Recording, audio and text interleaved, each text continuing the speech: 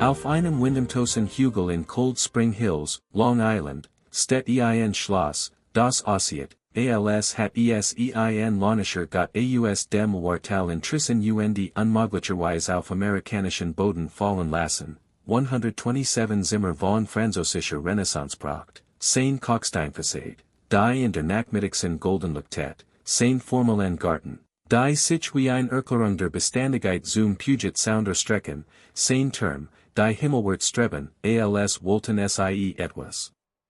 berühren, das jenseits menschlicher Reichweite liegt, und seit Jahrzehnten haben Touristen und Filmemaker dieses architektonisch Wunderwerk betrachtet und nur Schönheit gesehen, nur das Märchen vom Exzess der Gatsby-Ära, nur die romantische Vorstellung von amerikanischer Mergies, manifestiert in Stein und Stahl, aber was wär, wenn dies gepflegten Raisenflatschen und vergoldeten Ballsail ein dunkler Wahrheit verbergen würden, ein Geschick nicht der Triumphs, sondern der Tragödie, nicht der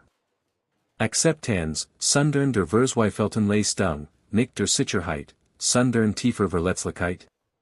Was wär, wenn dieser Palast, der 1919 zu den horrenden Kosten von 11 Millionen Dollar, gut fast 200 Millionen, erbaut wird, nicht die Krönung seines Erbauers, sondern das Instrument seines Untergangs gewesen wär, ein wunderschönes Gefängnis, errichtet von einem Mann, der Glott, das Perfektion Sicherheit erkaufen konnte, das Pracht den Makel der Andersartigkeit auslöschen konnte, das genügend Reichtum und genügend Geschmack endlich vergessen lassen konnten.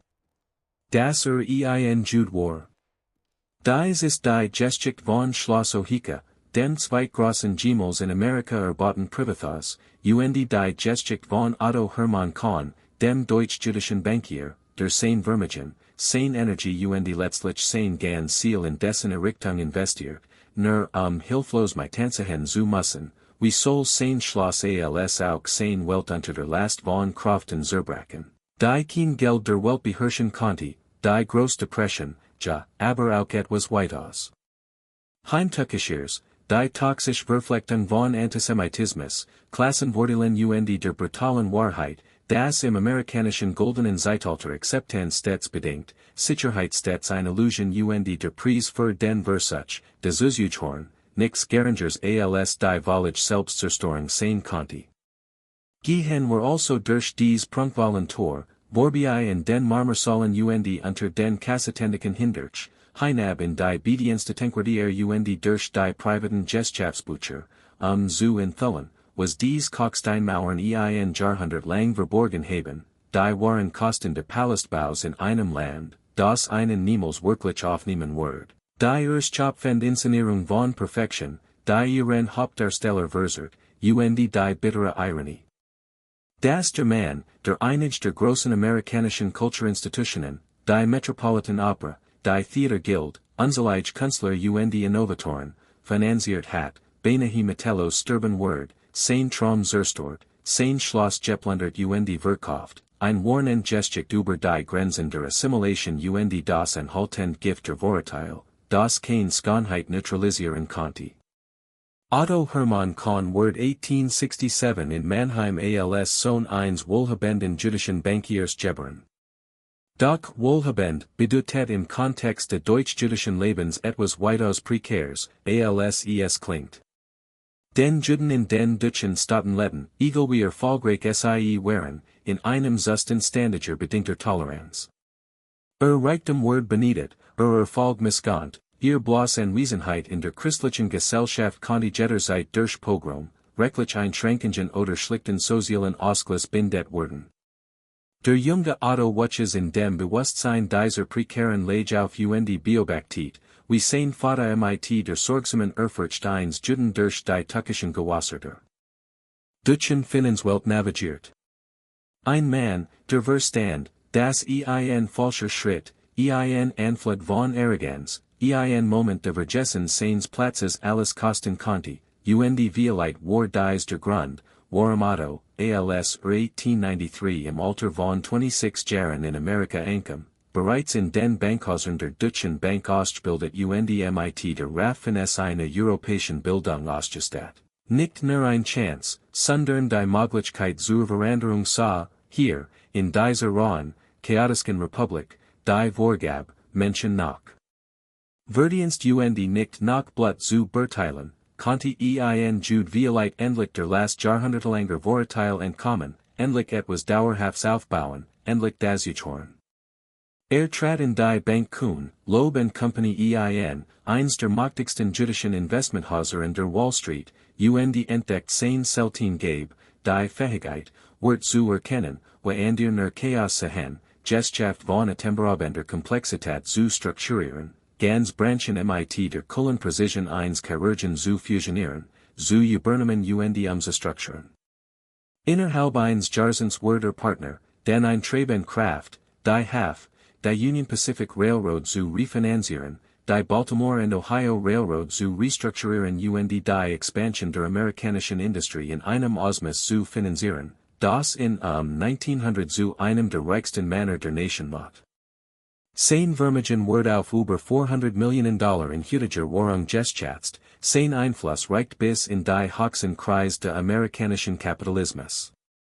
Doch selbst als sein Bankkonto welches und sein beruflicher Ruf in die hohe Chance, verstand Otto con mit schmerzlicher Klarheit, das Geld allen niemals genugen wird, das die Wall Street sein finanzielles Genies war anerkennen mochte, die Gesellschaft Manhattans in aber immer als anders, als fremd, als jüdisch sein wird. Dieses Wissen nagte in und Triebinen, noch mehr als Blossom Reichtum zu streben, wollte etwas werden. Ein Gönner, ein Forderer der Kultur, ein Mann, dessen Geschmack und Großzügigkeit so unbestreitbar waren, dass selbst der Vorangenomenst Brahman sein Legitimität, sein Zugehörigkeit, sein Recht, hier zu sein, anerkennen musst. Investiert Millionen in die Metropolitan Opera, fungiert in ihren schwierigsten Jahren als Vorsitzender und Retter, bürgt persönlich für Defizit, holt die großen Künstler aus Europa und formt sie zu einer Weltklasse-Institution. Doch damit nicht genug, finanziert Aufstreben Dramatiker, unterstützt Avantgarde-Theatergruppen, die Provincetown-Players, die Eugene O'Neill bekannt machten, gab Sinfonien in Auftrag, sammelt Renaissance-Kunst und bewertet Wissenschaftler, Schriftsteller und Intellektuell bei opulenten Dinnerpartys, bei denen die Gespräch von Freudscher Psychologie bis hin zu moderner Architektur reichten. All dies waren sorgfältig inszeniert Vorstellung, dies Agent sollt, das Otto con nicht nur reich, sondern auch kultiviert, nicht nur erfolgreich, sondern auch gebildet war, kein skrupelloser Roboter, sondern ein Renaissance-Mensch der Modern. Doch trotz all dieser Bemühungen, trotz der öffentlichen Beifalls und der denkbaren Widmungen in Theaterprogrammen, blieb stets ein wenig außen vor, stets de Getuschels bewusst, der hofflichen Distanz, die manch Familien worden, der Clubs, die in trotz seiner Verdienst niemals aufnehmen werden, und de unterschwelligen Antisemitismus. Dieses Bewusstsein durchdrang selbst die gebildesten Kreis, und es war dieses ständig Gefühl, beinahe des Zuhören, das in dazu bracht, Ohika Kassel zu konzipieren, ein Projekt von solch ambitionierter, so perfekt ausgeführter, so unbestreitbar prachtvoller Schönheit, dass es als ultimativer Beweis seiner Legitimität dienen sollt, als für sich Manifestation seines Rechts. Zur amerikanischen Aristokratie zu gehören, als Bune, auf der die Rolle de Landedelmans mit Solskjaer. Aber Zugang verkörpern konnte. Dass dies Inszenierung schließlich Wirklichkeit werden wird. Der Bau von Ohika Kassel zwischen 1914 und 1919 war ein Akt fast wahnhafter Ambitionen, ein Fiebertraum europäischer Pracht, der mit Solskjaer Entschlossenheit auf die kargen Hügel von Long Island verpflanzt wird, dass sich die Realität selbst zu bugen schien, sich ihm anzupassen. Und vielleicht war genau das der Punkt, Otto con baut nicht einfach nur ein Haus, sondern versucht, die Landschaft, soll die für sich als auch die Sozial, seiner Vision von seinem Leben, seiner Anerkennung und seinem Vermag dies anzupassen. Erwarb 443 Hektar größtenteils karges Hügelland in Cold Spring Hills, dem höchsten Punkt Long Islands, ein Lage, die Immobilienmakler hut als herausfordernd besegnen werden, die con jedik als symbolisch perfekt ansa, wird buchstäblich seinen Palast auf einem Hügel errichten, Kilometerweit sichtbar, ein Look für der Zivilisation. Das sich aus dem Rauen gelande hab, die physisch Verkörperung seiner eigenen Reis vom deutsch-jüdischen Außenseiter zum Amerikanischen Titnen. Dies Vision in die Realität umzusetzen, beauftragt das Architekturbüro Delano and Aldrich, Spezialisten für die Schaffung historischen Spiritor und Wesen für die Neureichen, Manner, die Verstanden, dass ihr Klienten nicht Innovation, sondern Legitimität, nicht Originalität, sondern die Patina alter Aristokratie wollten. So entworfen sie für Kahn ein Schloss mit 127 Zimmern im Stil französischer Renaissance-Pracht, inspiriert von Fontainebleau Vox Levikant, schaffen ein symmetrisches Meisterwerk aus Kalkstein mit einem zentralen Innenhof, formellen Flügeln, hoch aufregenden Türmen jedem architektonischen Detail, das darauf ausgelegt war, altes Geld, zu flüstern. Europäischer Adel, zeitlos Eleganz, obwohl das Gesamtbauwerk aus roher Erde gehauen aus importierten Materialien errichtet wird. In der Hochphase des Bauprojekts waren über 1.000 Arbeiter beschäftigt. Die Ingenieurtechnischen Herausforderungen waren enorm, denn der von Kahn gewollt Hügel bot von Natur aus keinen geeigneten Untergrund für ein solch massives Bauwerk. Das Gelände erfordert umfangreicher Arbeiten, Arbeiter trugen ganz Hügelabschnitte fühlten sich auf, eine Bienenfläche zu schaffen. Anschließend wurden die Fundamente tief in den Fels gegraben, das enorm Gewicht der Kalksteinmauern Stahlbettenboden zu tragen. Der Kahn auf authentischen Materialien bestand, wird Kalkstein in Frankreich abgebaut Verschifft, Eichenholzvertafelungen in europäischen Werkstätten gefertigt über den Atlantik transportiert, Marmor aus italienischen Steinbrüchen besetzen. 5 Jahre lang arbeitet ein hier von Handwerkern, Steinmetz, Zimmerlut, Stuckateur, Schmied, und der Errichtung dieses Palasts mit der Precision eines Schweizer Uhrwerks, jede liest perfekt, jede Fuge unsichtbar, jede Oberfläche auf aristokratischen Glanz poliert. Doch das Haus selbst war nur ein Teil der Vision, gleichzeitig beauftragt Kahn die Olmsted-Brüder, Sohn der legendären Friedrich Law Olmsted, der den Central Park entworfen hat, die umliegenden Hektar in formell Garten zu verwandeln. Was sie schaffen, war nix weniger als ein Landschaft als Argumentation, Terrassengarten, die sich im französischen Stil mit geometrischer Präzision vom Schloss hinabziehen, gepflegt Raisenflächen, die sich zu sorgfältig angelegten Wäldern erstreckten, spiegelnd Wasserbecken, die den Himmel reflektierten, ein Netz aus Straßen Region. Das sich mit solch sorgfältiger Choreographie durch das Anwesen schlangelt, das jeder Blick, jede Aussicht, jede Sichtlinie die zentrale Botschaft.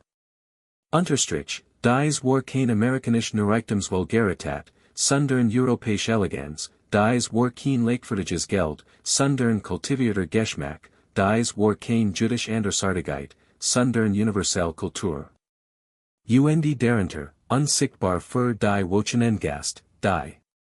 einstages dies Wedge entlangslandern wurden, lag die Infrastruktur, die dies Perfektion ermöglicht, ein privates Kraftwerk, das Strom für das Gesamtanwesen ersucht, ein Wasseraufbereitungsanlage, die reines Wasser sicherstellt, ein riesiges Heizsystem mit kilometerlangen Rohren Kanälen, Telefonleitungen, die Zimmer verbanden, unter der Treppe ein ganz verborgen steht. Die Bedienstetenquartier, Küchen, Waschgerien, Lagerheim Werkstätten, allesamt mit derselben akribischen Sorgfalt für Effizienz Diskretion geplant, denn die großen Häuser jener Zeit funktionierten nach einem fundamentalen Theaterprinzip, die Reichen inszenierten ihr Leben auf einer Bühne der Perfektion, während ein unsichtbares hier von Arbitern im Hintergrund die Illusion aufrechterhält sicherstellt, dass die Maschinerie dieser Inszenierung vollkommen verborgen blieb, wenn Otto Kahn sein Gast empfing, die Rolle de Landedelman spielt seinen Besitz demonstriert. Als Ohika Castle 1919 zu den damals horrenden Kosten von $11 Millionen fertiggestellt wird, mehr als das Baubudget vieler Kleinstadt, Genig für den Bau Dutzender Fabriken oder Schulen, umgerechnet fast $200 Millionen in Jüdischer Währung, galt es als zweitgrößte Privatresidenz Amerikas, nur Übertroffen vom Biltmore Estate in North Carolina.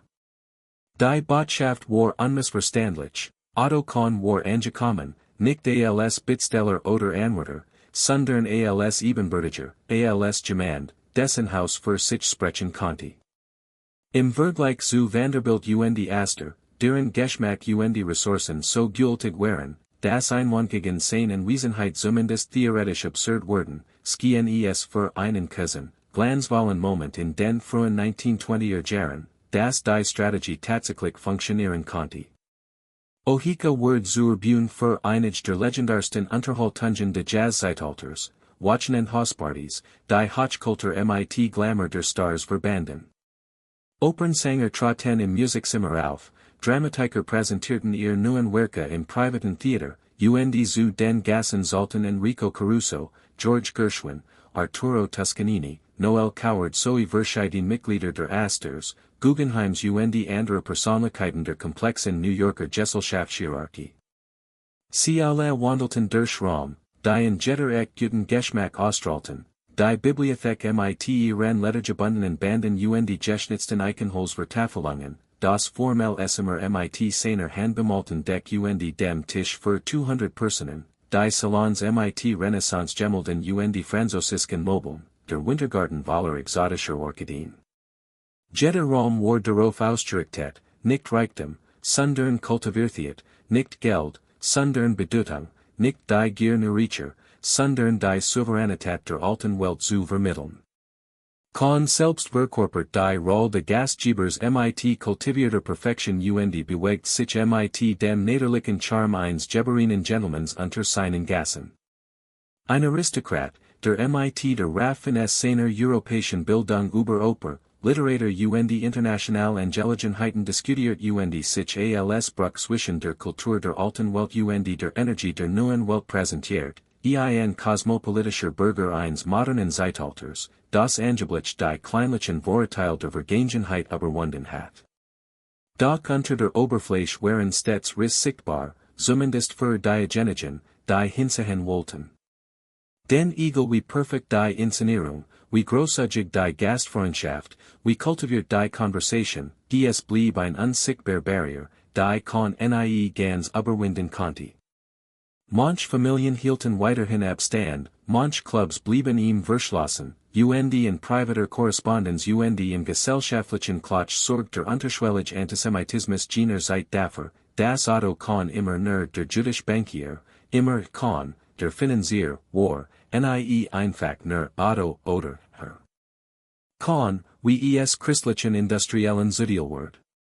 Dies enthalten Ausgrenzung fordert einen psychologischen Tribut, denn nur wenig seiner Gastverstanden, die Zimmerband Natur der ständigen Inszenierung, der permanenten Bundendations, das Wissen, das Dinnerparty, jeder kulturell Beitrag, Geschmacksdemonstration nicht nur für sich genommen bewertet wird, sondern als Beweismittel in einem vorbereitenden Prozess darüber, ob Juden wirklich zur amerikanischen High Society gehören konnten, ob man ihnen Reichtum und Einfluss anvertrauen konnte, ob ihre Anwesenheit eine Bereicherung oder eine Belastung darstellt. Die Aufrechterhaltung dieser Leistung neben der gleichzeitigen Führung seiner umfangreichen Gesellschaftsinteressen seit sich in privaten Briefen, in denen Kahn Erschöpfung und Überforderung einstand und sich fragt, ob der Aufwand den geringen Ertrag in echter Anerkennung rechtfertigt. Das Haus selbst erfordert ständig, aufwendige Instandhaltung, denn ein Schloss mit 127 Zimmern existiert nicht einfach, es verbraucht gierig und unerforderlich Geld, Arbeitskraft und Aufmerksamkeit. Das Osmus Diocese verbrauchs offenbart die verborgene Wahrheit über Palast, die ihr Erbauer selten aussprechen, sie sind kein Vermögenswert, sondern Verpflichtungen, keine Errungenschaften, sondern Lasten, schon Gefängnis, die ihr Besitzer in einem Kreislauf endloser ausgeben und Sorgen gefangen halten.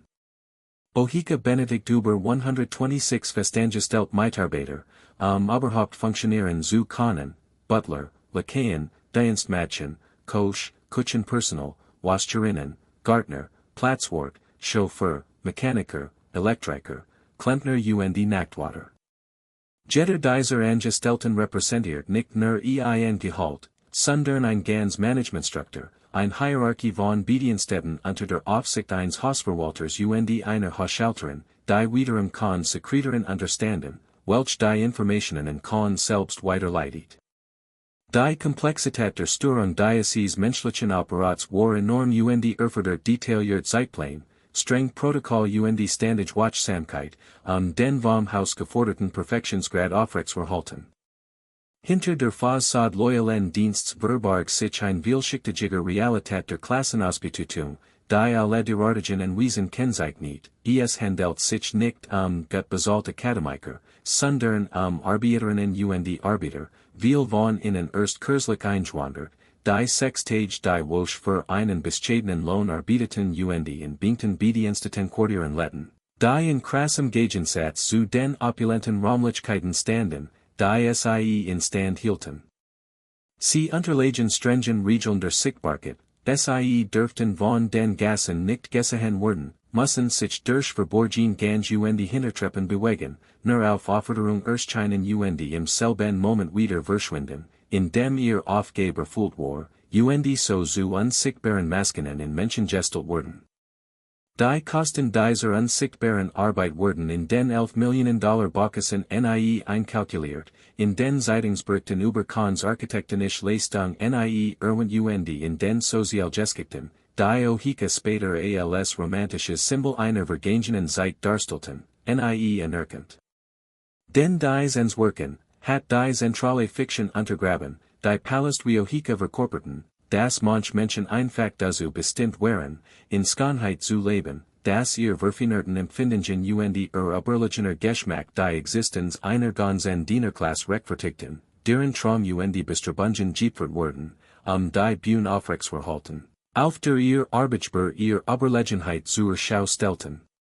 Neben den menschlichen Kosten gab es Betriebskosten, die jeden modernen Buchhalter erschrecken wurden, das Kraftwerk benötigt ständig Kohlenlieferungen, die Heizungsanlage verbraucht Unmengen an Brennstoff, die Gärtner forderten nicht nur die Arbeit von einem Dutzend Gärtnerinnen. Wohlseid, sondern auch den ständigen Nachschub und Pflanzen, Dünger, Werkzeugen und Geräten. Das Haus selbst muss endlos repariert und renoviert werden, die Gebäude dieser Komplexität immer wieder klein Mängel aufweisen, hier ein Defekt Fensterdichtung, dort ein Undichtes Riss im Putz eines Schlafzimmers im dritten Stock, sich versichend Holzrede Fällen in der Bibliothek. Dieser kleinen Krisen erfordert sofortige Aufmerksamkeit, größere Katastrophen zu verhindern und die Illusion müheloser Perfektion aufrechtzuerhalten. Die jährlichen Betriebskosten von Ohika beliefen sich in den 1920er Jahren wahrscheinlich auf über $1,5 Million, gut umgerechnet 10 Millionen. Das bedeutet, dass das Haus jedes Jahr genug Geld verschlang, mehrere Schulen, Krankenhäuser oder Wohnsiedlungen zu bauen, alles im Dienst der Inszenierung von Zugehörigkeit für ein Publikum, das in entscheidenden Punkten gleichgültig blieb. Kahns Wirtschaftsimperium, das Fundament, auf dem Ohika ruht, war selbst weitaus prekärer, als die selbstsicher Fassade des Schlosses vermuten ließ, denn Kuhn, Loeb & Company war immens modig, aber im Grand ein Kartenhaus, in dem Sinn, dass das Gesamtinvestmentbanking ein Kartenhaus ist, oft baut auf Vertrauen. Beziehungen und dem kontinuierlichen Kapitalfluss durch immer komplexere Finanzinstrument. Wenn dieses Vertrauen schwindet, wenn dies Beziehungen zerbrechen, kann die Gesamtstruktur mit erschreckender Geschwindigkeit zusammenbrechen. Und waren der 1920er Jahre, selbst als Kahn in Ohika Gast empfing und seine kulturelle Forderung ausweitet, mehrten sich die Warnzeichen für jeden, der bereit war, sie zu töten.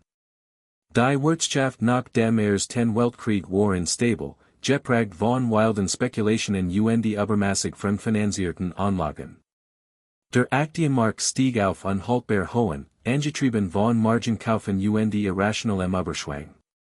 Auch Kahn war trotz seines ausgeprägten Finanzverständnisses nicht immer gegen den Optimismus jener Zeit, investiert in Eisenbahnen zu einer Zeit, als deren langer Niedergang bereits begann, hielt Engagements in europäischen Anleihen, die sich als wertlos erweisen sollten, hat Expansionen und Umstrukturierungen finanziert, die von einem Jüdischen Wachstum und wie so viel seiner Kollegen Glotter, dass die fundamentalen Gesetze der Ökonomie irgendwie außer Kraft gesetzt sehen, dass dies mal alles anders sei, dass die Party niemals enden wird. Oder vielleicht, duster betrachtet, glot es gar nicht, sondern war gefangen in der Dynamik seines eigenen Erfolgs, unfähig, einen Schritt zurückzutreten, unfähig, Positionen zu liquidieren, ohne Panik auszulösen, unfähig, Schwächen zu gestieren, ohne genau das Bild der Unbesiegbarkeit zu untergraben, das Ohika vermitteln sollt. Dan kam der Oktober 1929, die Weltjing unter, nicht mit einem Null, sondern mit dem grauenhaften Zusammenbruch der Wertpapierkurs, die sich in Luft auflassen, mit Vermögen, die innerhalb von Stunden Tagen auf dem Papier verschwanden, mit dem gesamten Gebäude der Wohlstands der Jazzera, das sich als Spekulationsblatt entpuppt, die schließlich unausweichlich geplatzt war. Otto Kahn musste hilflos suchen, wie sein Überjahrzehnte durch sorgfältig Gesellschaftsabschluss strategische Investitionen aufgebautes Vermögen einfach verschwand, die von ihm refinanzierten Eisenbahnen gingen bankrott, die von ihm gehaltenen Anleihen wurden zahlungsunfähig, die Wertpapier, die besaß, wurden zu wertlosen Papierstücken. Obwohl nicht sofort alles verlor, obwohl nicht wie manch anderer Spekulant über Nacht und Armut geriet, war der Verlauf klar unumkehrbar, das Vermögen schwand stetig unaufhaltsam dahin, ohne Aussicht auf Erholung, weil sich die grundlegende Struktur der amerikanischen Wirtschaft verändert hat, weil die Ära, die Männer wie Otto Kahn herbergebracht erhalten hat, vorbei war, weil die Welt in ein Jahrzehnte der Depression eintrat, das geht einem über Reichtum, Klasse Sicherheit auf die Probe stellen wird. Ohika, einst als Denkmal der Beständigkeit konzipiert, wird plötzlich zum Mühlstein, zum Albatros, zur großen Erinnerung in den Überfluss in einer Zeit der Hungersnot. Kahn stand vor einer unmöglichen Wahl, das Haus mit ruinösen Kosten in Stand zu halten, waren die Wirtschaft in ihrem Zusammenbruch, oder es zu verkaufen, aufzugeben, sein niederlich einzugestehen, answerken, dass das Gesamtprojekt der Assimilation durch Punkt gescheitert war, dass die Inszenierung vorbei war, dass sich die Zugehörigkeit nicht erbauen konnte. Jahrelang versucht verzweifelt, soll das Haus als auch sein Wort zu bewahren, indem personal abuda, aber nicht zu viel, die Empfänger reduziert, aber nicht gänzlich aufgab, sein kulturelle Forderung fortsetzt, selbst als sein persönliches Vermögen schrumpft. Denn damit aufzuhören hieß, Verletzlichkeit einzugestehen, zu bestätigen, was die Antisemiten immer geflüstert hatten, das jüdische Reichtum vergänglich, instabil letztlich illegitim sei, dies Genugtuung konnte Walter innen nicht geben, selbst wenn es finanziellen Selbstmord bedeutet. Die menschlichen Kosten der Weltwirtschaftskrise für Otto Kahn waren nicht nur finanzieller, sondern zutiefst psychischer physischer Natur, denn verlor nicht nur Geld, sondern sah zu, wie die Gesamtinstruktur, die sein Leben aufgebaut hat, in Trümmern lag, let das Scheitern nicht nur seiner Investitionen, sondern auch seiner grundlegenden Existenzstrategie, die bittere Erkenntnis, dass all sein Kultivierung, all sein kulturellen Beitrag, all sein sorgfältiges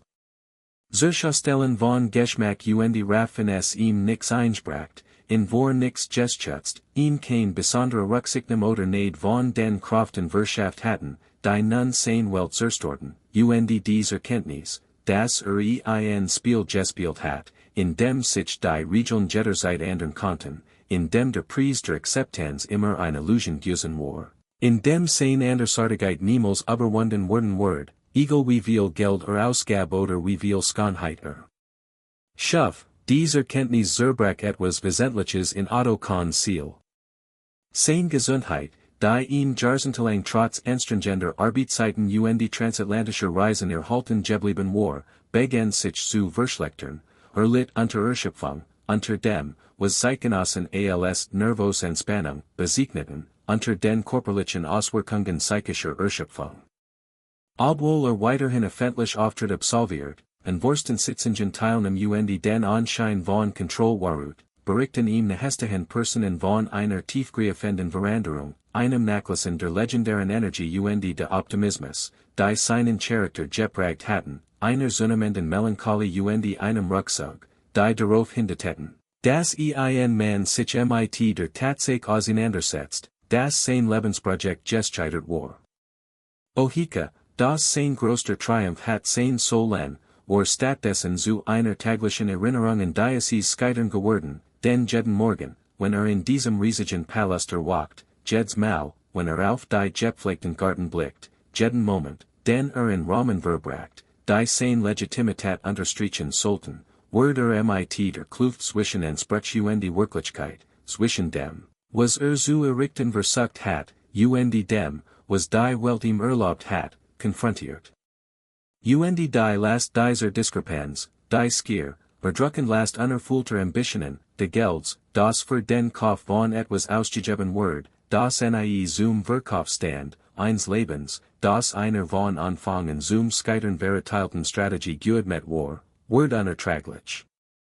Die letzten Jahre in Kahns Leben, von 1930 bis zu seinem Tod 1934, waren geprägt von einem verzweifelten Kampf den Erhalt eines Restseins. Imperiums und seiner Word. Liquidiert Vermögenswert,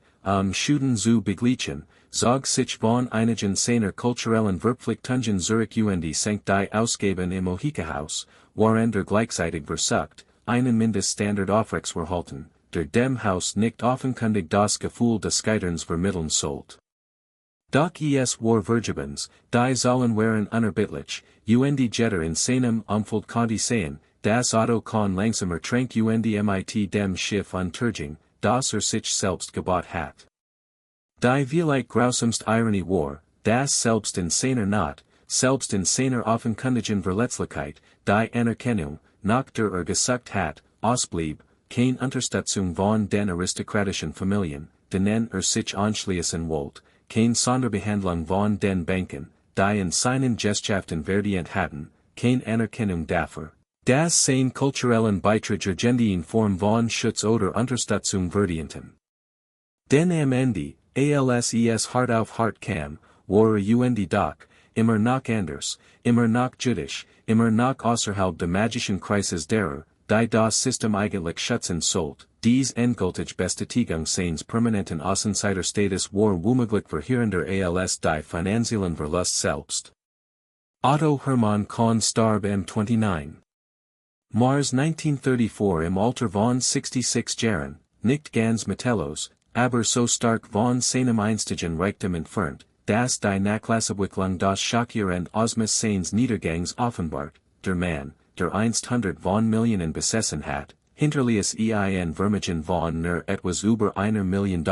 größtenteils in liquiden Vermögenswerten gebunden, die weiteren Wert verlieren wurden.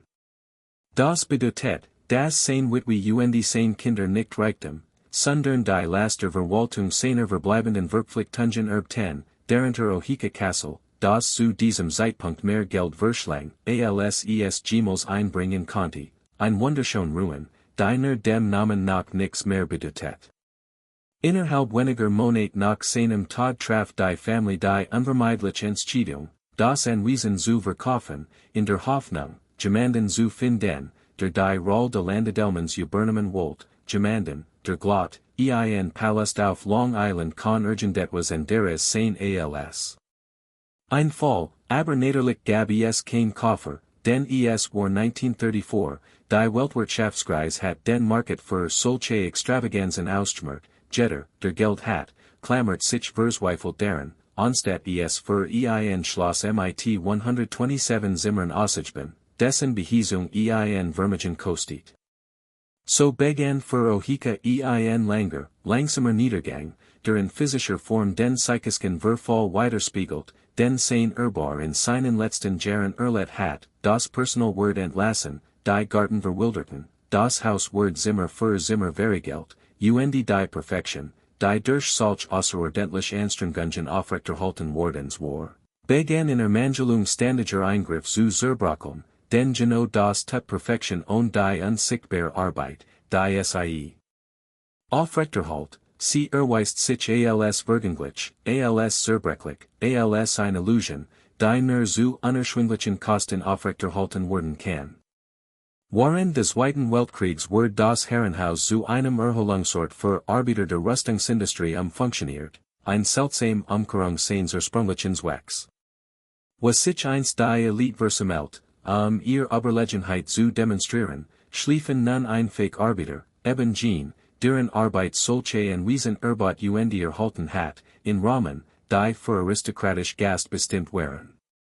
Man stellt sich vor, wie sie die vergoldeten Decken Marmorkamin betrachten sich fragen, was für ein Mensch einen solchen Luxus für notwendig halten konnte, welch Verzweiflung jemanden dazu getrieben haben mag, diesen Palast auf einem Hügel zu errichten. Vielleicht verstanden einige von ihnen, die Nachdenklicheren, dass es in Ohika nicht wirklich Komfort oder Schönheit ging, sondern etwas viel Verzweifelteres, denn versuch, ein Mauer der Pracht zu errichten, hoch dick genig, das Gift der Vorurteile fernzuhalten, die Fantasie, das Perfektion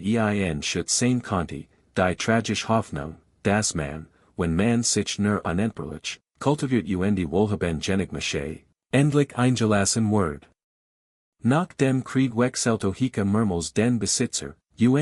Transaction markiert einen weiteren Schritt in seinem Niedergang, es wird zu einer Ausbildungsstadt für Offizier der Handelsmarine, wo einst junge Männer in Salons Wintergarten Navigation Seemenschaft lernten, stand das Schloss jahrelang leer Zog Vandalen Diebien, die alles wertvoll plünderten. Kupferrohr wurden herausgerissen, Marmorkamin gestelen, die geschnitzten Holzwertefällen von den Wanden. Gerissen verkauft, die systematische Zerstörung dessen, was einst als Aktis Weltwunder galt. In den 1980er Jahren war Schloss Ohika ein Ruin, nicht die romantische Art von Ruin, die Dichter anzieht, sondern die deprimierend, die nur von Verschwendung scheitern zut, zerbrochen Fenster, ein undichts Dach, valid verwildert Garten, mit stehendem Wasser schutt gefüllte Wasserbecken. Die Natur erobert den Hügel Zurich, der so künstlich geformt wordens war, menschlicher Eitelkeit zu dienen. Es schien unausweichlich, dass das Gesamtbauwerk schließlich abgerissen, dem Erdboden gleichgemacht wird, Platz für ein Wohngebiet oder ein Einkaufszentrum zu schaffen, aus der Landschaft gedulgt, so gründlich, wie Otto Kahns Vermögen durch die Weltwirtschaftskrise ausgelöscht wordens war. Das war das Ende der Geschichte gewesen, ein weiter Warnen Geschichte über Hybris Exzess, ein weiterer Palast, Erbot von einem Trauma zerstört von der Realität, ein weiters Mahnmal für die fundamentale Instabilität der Reichtums in einem kapitalistischen System, das Vermögen mit gleicher Gleichgültigkeit schafft vernichtet. Doch 1984 kauft ein Bauunternehmer namens Gary Milius das en Wesen traf die scheinbar wahnwitzige Entscheidung, es zu restaurieren, nicht als Privatresidenz, denn niemand konnte sich ein solches Haus leisten, sondern als Hotel Veranstaltungsort. Ein kommerzielles Unternehmen, das Eugene Pracht ausnutzen sollt, die ihren Erbar ins Verderben gestürzt hat. So wird Ohika von einer privaten Inszenierung der Zugehörigkeit zu einer öffentlichen Zerschaustellung von Luxus, ein Ort, an dem jeder genügend Geld vorübergehend in die Fantasie eines aristokratischen Lebens eintauchen konnte, die konvergiblich zu verwirklichen versucht hat. Die Ironie dieser Transformation war beinahe zu perfekt, das Haus, das gebaut wordens war, zu beweisen, dass ein Jüdischer Bankier zur Amerikanischen Aristokratie gehören konnte, dit als Kulisse für Hochzeiten Bar Mitzvahs, für Filmaufnahmen Firmenveranstaltungen, für genau die Art von Ohika, das Haus, das kann so verzweifelt zu überwinden sucht, wird nach seiner Restaurierung genau zu dem, was sein Erbar befürchtet hat, protzig, übertrieben, theatralisch, ein Bühnen statt eines Zuhauses, ein Spektakel statt Substanz. Die Restaurierung von Ohika, die über 20 Jahre dauert schätzungsweise $30 Millionen kostet, war ein bemerkenswert Leistung der Denkmalpflege. Handwerker arbeiteten an en von Originalfotografien Bauplänen, Verlerin details Wiederherstellung, Bestjedides Mauerwerk zu reparieren, Garten nach den Planen von Olmsted new Anzulegen und das Haus in seiner Ursprünglichen Pracht Wiederherstellung. Doch was sie nicht wiederherstellen konnten, was kein Geld und kein Können der Welt vermachten, oder Kontext, der Ohika Bedeutung verliehen hat, die Gesellschaft, in die kon eintreten wollt, der kulturelle Moment, der solche Palast notwendig erscheinen ließ, die persönliche Verzweiflung, die einen brillanten Mann dazu trieb, sein Vermögen in Kalkstein und Marmor zu investieren. Was Besucher hut bei einer Besichtigung von Ohika oder bei der Buchung für ein Hochzeit erleben, ist daher etwas grundlegend anderes als das, was Otto Kahns bauten, die Besucher erleben kein Zuhaus, sondern ein Museum, kein Leben, sondern ein Tableau, nicht die Realität des Excesses der Jazzera, sondern ein Beschönigt, romantisiert Version, die von all der Dunkelheit, allen Vorurteilen, allen menschlichen Kosten und allen Fehlern befreit word, die das Original prägten. Die Führungen leiten sie durch die öffentlichen Raum und Urselen ein Geschicht von architektonischem Triumph und dem Glamour der Gatsbyera. Otto Kahn word vor allem als Kunstmassen, visionärer Baumeister und Mann von Geschmack und Kultur erwähnt, doch selten word erwähnt, dass Geschmack und Erschaft starb, das sein Palast daher zu seinem Ruin als zu seiner Rettung beitrug, dass das Gesamtprojekt aus einer Art Verzweiflung entstand, die jeden Beunruhigen sollt, der dies Ära romantisiert. In dieser selektiven Urselweise tragt Ohikas Restaurierung zu einer größeren kulturellen Amnesie der Gilded Age und der Jazzera bei, zu einem bewussten Vergessen der Ausbeutung, der Vorurteile und der Instabilität, die dies Jahrzehnte kennzeichneten, zu einer Vorlieb für schon Oberflächen gegenüber unbequemen Wahrheiten, für architektonische Pornografie gegenüber historischer Ehrlichkeit. Und obwohl man es kaum veriteilen kann. Ein Hotel, das sein Gast nicht deprimieren wollt, die Kluft zwischen dem vermarkteten Image von Ohika als romantischer Fantasie und der historischen Realität dessen, was es repräsentiert und was es kostet, ist so groß, dass man einen Güterzug hindurchfahren konnte. Das Vermächtnis von Schloss Ohika und Otto Kahn ist nicht das restauriert Gebäude, das hut schon, functional und profitabel ist, sondern die Fragen, mit denen uns ihr Geschick konfrontiert, Reichtum, Assimilation, Vorurteile und die hartnäckige Amerikanische Illusion, das Erfolg jeds Unrecht ausgleichen kann, dass der Amerikanische Traum wirklich jedem unabhängig von seiner Herkunft offensteht, das wir tatsächlich ein Leistungsgesellschaft sind, in der Talent und Hartarbeit direkt belohnt wurden. Und was Ohika uns, wenn wir genau hinhören, zuflüstert, ist, dass all dies ein Lüge ist, oder zumindest ein grob Vereinfachung. Denn Otto Kahn war talentiert und fleißig, war ein Finanzgenie und der Kultur zutiefst verbunden, ließ durch sein Forderung und sein Gesellschaftsabschluss einen enormen Beitrag zur amerikanischen Gesellschaft, hielt sich in aller Regeln und übertraf alle Erwartungen, und dennoch war am Ende ein Außenseiter, immer noch ein Sonderling. Immer noch konnte sein Palast nicht für sich selbst sorgen. Die Anerkennung, nach der sich sehnt, weil das Spiel von Anfang an manipuliert war, der Preis nie wirklich zu haben war und die Gesellschaft, der beitreten wollt, nicht die Absicht hat, in tatsächlich aufzunehmen, egal wie viel Ausgabe oder wie perfekt spielt.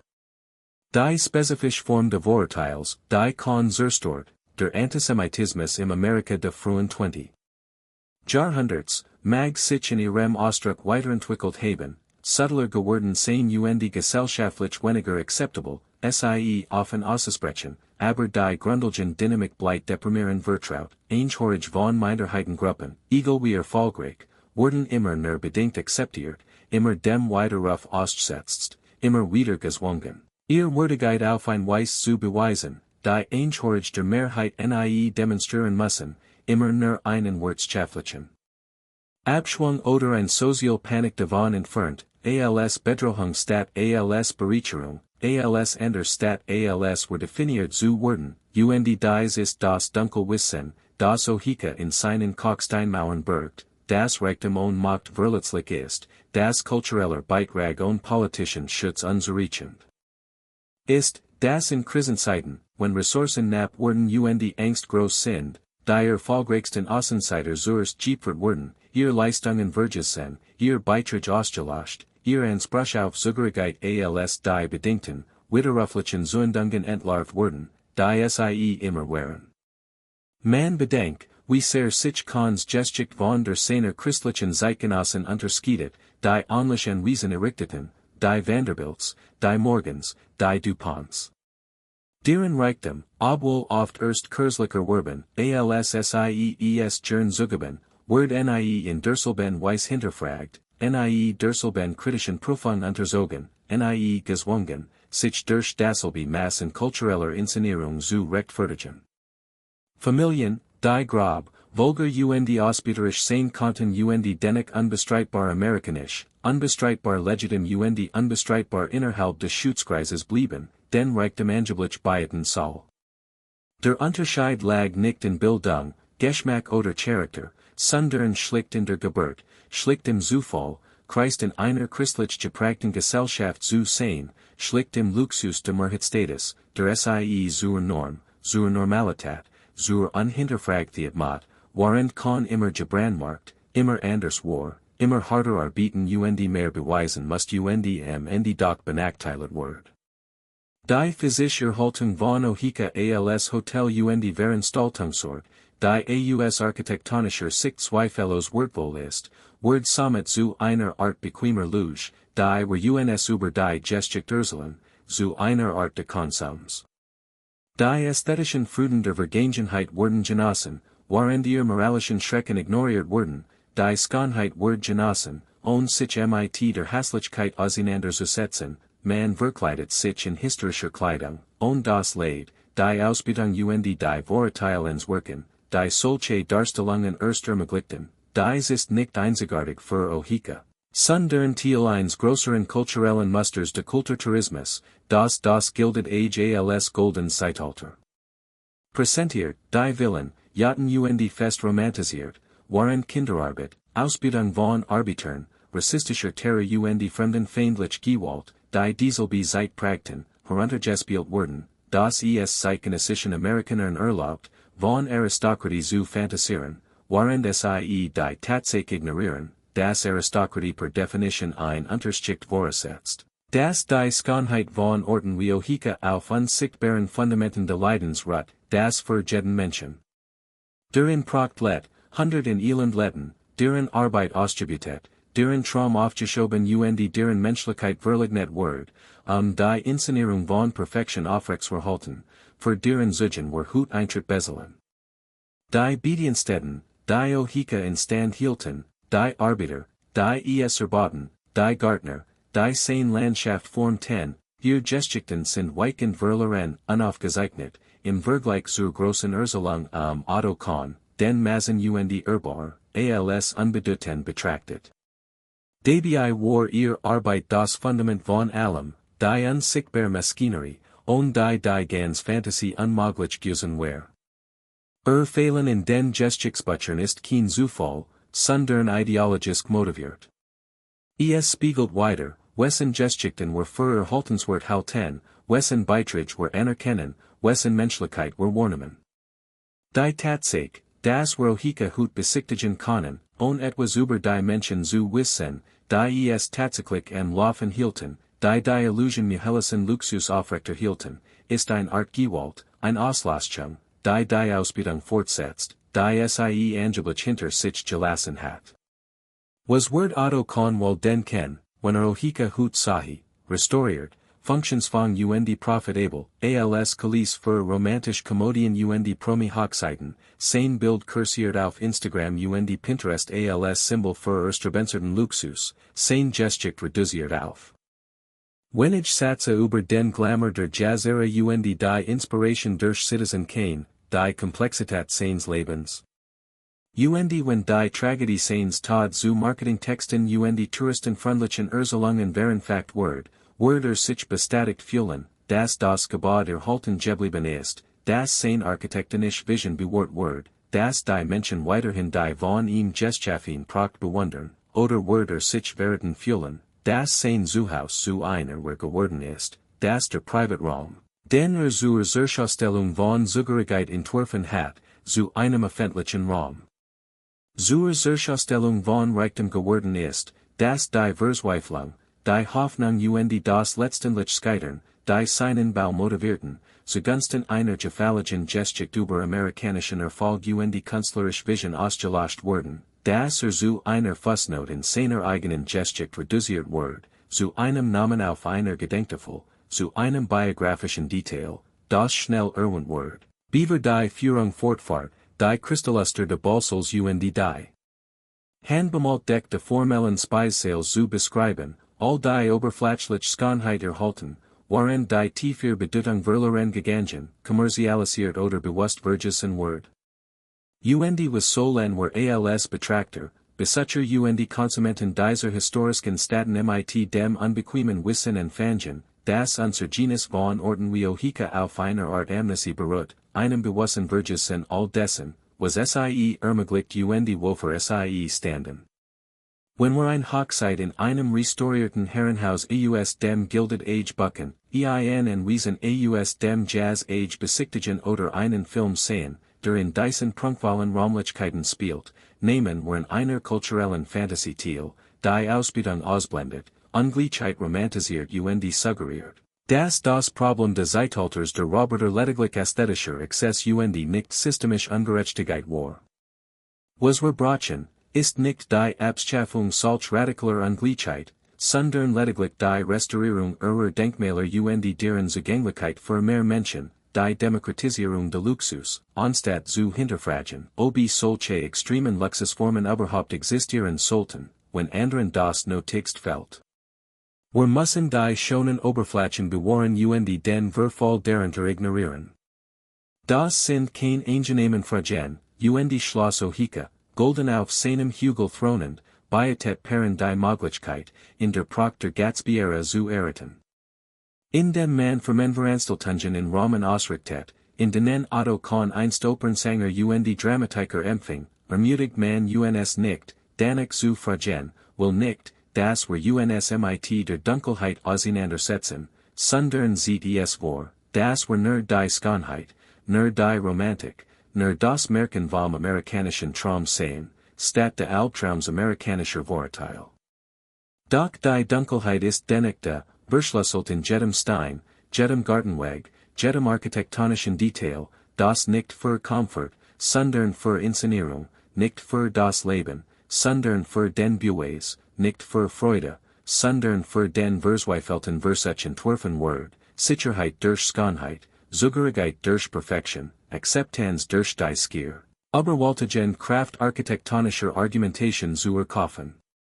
Das Scheitern dieses Versuchs, die Tatsache, dass Otto Kahn Geschmack starb, sein Vermögen aufgebraucht, sein Palast sofort verlassen, sein Anerkennung trotz aller Anstrengungen Kosten erreicht wird, sollt jeden beunruhigen, der Glot, Erfolg sei lediglich ein Frage der Leistung, Reichtum garantiert Sicherheit, Amerika sei wirklich ein Ort, an dem jeder dazuhören kann, wenn nur hartgenig Arbeit sich in die Region halt. Den kann tat all das noch viel mehr, übertrifft jeden vernünftigen Standard, leistet einen wichtigen Beitrag. Unermesslich wichtig für die amerikanische Kultur Wirtschaft, errichtet einen Palast, der nach Hut als Denkmal menschlichen Urgeises architektonischer Meisterschaft steht. Doch es reicht nicht, es hat reichen können, denn das Spiel war manipuliert, der Preis eine Illusion, die Anerkennung, die sucht, wird gemandem wie ihm wirklich zuteil, gemandem, der als andersartig galt, gemandem, dessen Reichtum, Bildung Geschmack die grundlegenden Tatsache seiner jüdischen Herkunft in einer Gesellschaft nicht überwinden konnten. In der Antisemitismus kein Ausnahme, sondern ein strukturelles Merkmal war, kein Fehler, sondern ein Prägens Merkmal der Verteilung Aufrechterhaltung von Macht Privilegien.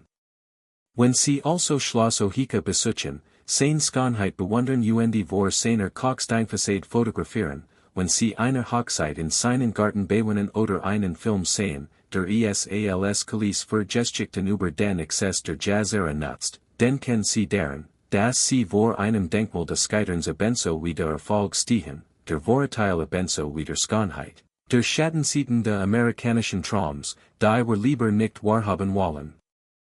Denken sie an Otto Hermann Kahn, der glaubt, Perfektion kann in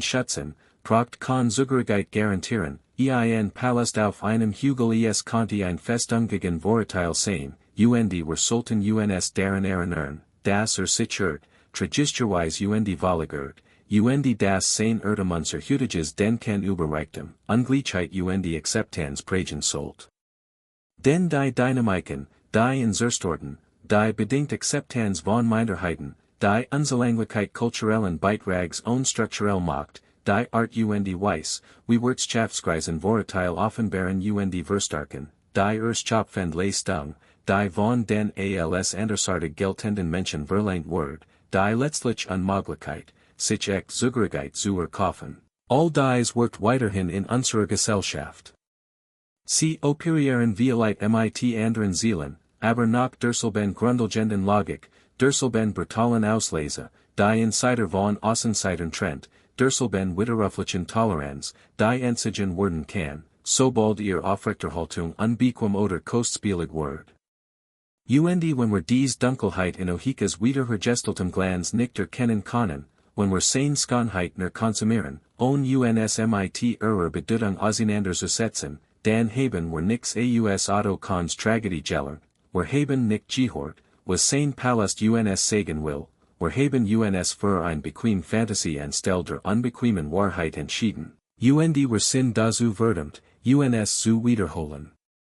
Verschieden für men mit verschiedenen Opfern, derselbe Kreislauf aus Ausgrenzung, Ausbildung Verzweifelter Leistung, der einen brillanten Mann gebrochen seinen Palast leer Zurichlius, ein schon Hull, die ihren Erbar überdort, weil Gebod kein Enttäuschung empfinden, nicht die Erschöpfung ständiger Leistung erfahren, nicht nachts Wachleigen sich fragen, ob all die Mühe es wert war. Ob der Preis zu hoch war, ob es einen anderen Weg zu leben gegeben hat, einen Weg, der weniger Perfektion erfordert mehr Frieden bot, einen Weg, Mensch zu sein, anstatt ständig Menschlichkeit vorzuspielen, einen Weg, einfach das Aushorn, anstatt endlos für das Recht auf Zugehörigkeit zu streiten. Vielleicht ist das Ohikes Letztlektion, die das restauriert Gebod nicht lehren kann, weil sie sein wirtschaftlich Rentabilität untergraben wird, das manch Preis zu hoch sind, manch Leistungen zu erschöpfend, sie aufrechterhalten, das manch Trong gerade deshalb giftig sind, weil sie erreichbar scheinen. Das die amerikanische Fantasie von universeller Zugehörigkeit durch individuelle Leistung oft ein Fall ist, die diogenigen zerstört, die am leidenschaftlichsten. Deren Glauben, die am meisten dafür opfern, die großen schönsten Denkmäler ihres Glaubens errichten. Ein Versprechen, das niemals gehalten werden konnte, denn das System, das solche Versprechen gibt, war darauf ausgelegt, sie zu erfüllen. Es war stets darauf ausgerichtet, die Bestrebungen von Außenseitern auszubieten sie gleichzeitig draußen zu halten. Urgies Wort zum Profit derer, die bereits dazu horten, ihr Arbeit zum Luxus derer, die etwas beweisen müssen, ihr Verzweiflung zu architektonischen Wundern, die sie überdauern, schon leer, Denkmäler einer Lüge, die wir uns immer wieder erzählen, über unser Wesen, unser Wort darüber, ob ihr Fall wirklich jedem zugänglich ist, der bereit ist, dafür zu arbeiten. Schloss Ohika front auf seinem Hügel auf Long Island, golden im Nachmittagslicht, sein Garten Michelos, sein Raum restauriert, Schauplatz von Feierlichkeiten, Filmaufnahmen Führungen, inszeniert seinen eigenen Erfolg, den Otto Kahn erleben dürft, flüstert jenen zu, die ihm zuhören wollen, das alles nur ein Inszenierung war, immer nur ein Inszenierung, ein verzweifelt, erschöpfend, letztlich vergebliche Inszenierung, die ihren Hauptdarsteller verzert nichts. Zurichlius als die schon Bune, Diocese leer set, Diocese Denkmal für die Kosten der Versichs, des Usjuchhorn, in einem Land, das Zugehörigkeiten Bedingungen knüpft, Akzeptanz widerrufbar macht. Traum, die man kaufen, aber nie wirklich verwirklichen kann, und genau dies Geschichte erzählt Hika eigentlich, wenn wir den Mut haben, sie zu hören.